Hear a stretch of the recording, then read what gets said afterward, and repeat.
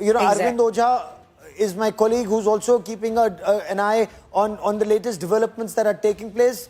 And Arvind, इस समय की जमीनी स्थिति की अगर बात करें और आप लगातार अपने आप खुफिया तंत्र में भी अपने सूत्रों से बात कर रहे हैं, सरहद के उस पार पाकिस्तान में क्या चल रहा है, क्या जानकारी मिल पा रही है इस समय, जिस तरह से पाकिस्तान ने लगातार कोशिश की भारत को टारगेट करने की और पलटवार भी हुआ है? अरविंद,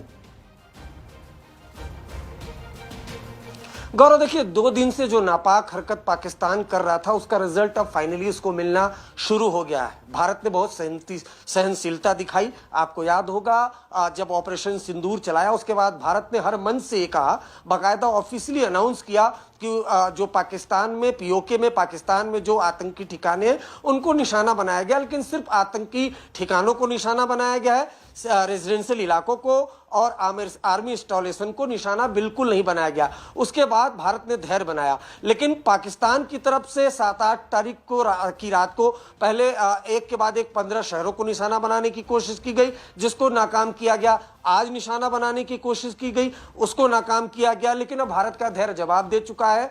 अब भारत के पाकिस्तान के कई प्रमुख शहरों से धमाके की खबर आ रही है। अब यह धमाका किसकी तरफ से हो रहा है, कौन कर रहा है, ये तो कल ही पता चलेगा। लेकिन भारत, हम सिर्फ इतना, चूंकि इंडिया टुडे एक रिस्पॉन्सिबल चैनल है, हम सिर्फ इतना कहना चाहते हैं कि जो भारत है उसकी तरफ से जवाबी कार्रवाई हो रही है। और गौरव, आपसे अच्छा पाकिस्तान को कौन समझता है?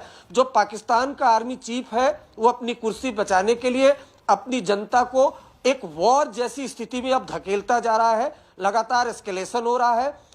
दूसरी तरफ डर जो पाकिस्तान के प्रधानमंत्री हैं, पाकिस्तान की आर्मी चीफ है, उसको ये भी है कि जैश और लश्कर के जो आतंकी हैं वो कहीं बगावत न कर लें, क्योंकि बहावलपुर और मुरीद के में जो आतंक का बड़ा अड्डा है वो बसाया किसने, उसको फंड किसने दिया? पाकिस्तान की आर्मी ने। अब वहां पर आतंकी मारे जा रहे हैं तो अब आतंकी खुद पाक आर्मी से पूछ रहे हैं कि आपने हमें बसाया, हम सुरक्षित नहीं है, जवाब दो। तो चारों तरफ से जो पाकिस्तान के आर्मी चीफ है वो घिर चुके हैं, पाकिस्तान के प्रधानमंत्री है वो घिर चुके हैं।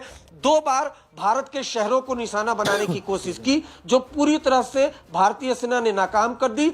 अब सुनने में आ रहा है कि पाकिस्तान के अलग अलग शहरों में धमाके हो रहे हैं। गौरव, कहां किस तरह के धमाकों की खबर आ रही है? और संदीप उन्नीथन भी हमारे साथ है, अक्षता नंदगोपाल मेरी सहयोगी, वो भी हमारी सहयोगी हमारे साथ जुड़ रही हैं, गीता मोहन भी हमारे साथ है। विस्तार से बताइए कहां किस तरह के धमाके हो रहे हैं, and then we'll get into the analysis of these blast that are taking place. लेकिन सबसे पहले अरविंद, धमाकों के बारे में बताइए।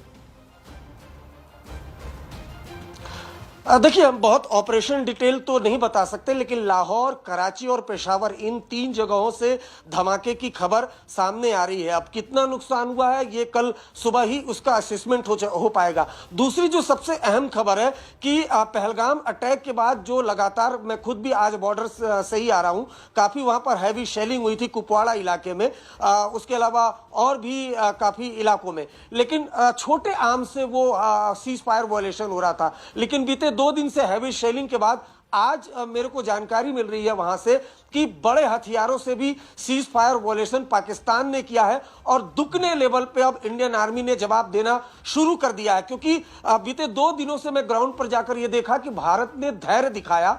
भारत ने ये सोचा कि चूंकि अब उनके आतंक के अड्डे नेस्ते नाबूद हुए हैं तो पाकिस्तान थोड़ा बहुत फड़फड़ाएगा, और इसका असेसमेंट जो दिल्ली से लेकर जम्मू कश्मीर तक किया गया था कि जब ऑपरेशन सिंदूर को अंजाम दिया जाएगा तो पाकिस्तान क्या रिएक्ट करेगा, और उसकी पूरी तैयारी थी। इस वजह से पाकिस्तान ने जो रिएक्ट किया बैक टू बैक 2 बार, उसको नाकाम किया गया। लेकिन अब इंडिया रिएक्ट कर रहा है, इंडियन आर्मी रिएक्ट कर रही है। अब कल सुबह तक ये असेसमेंट लगा पाएंगे कि कितना नुकसान हुआ है। जी बिल्कुल, क्योंकि दिन के उजाले में सारी तस्वीरें साफ हो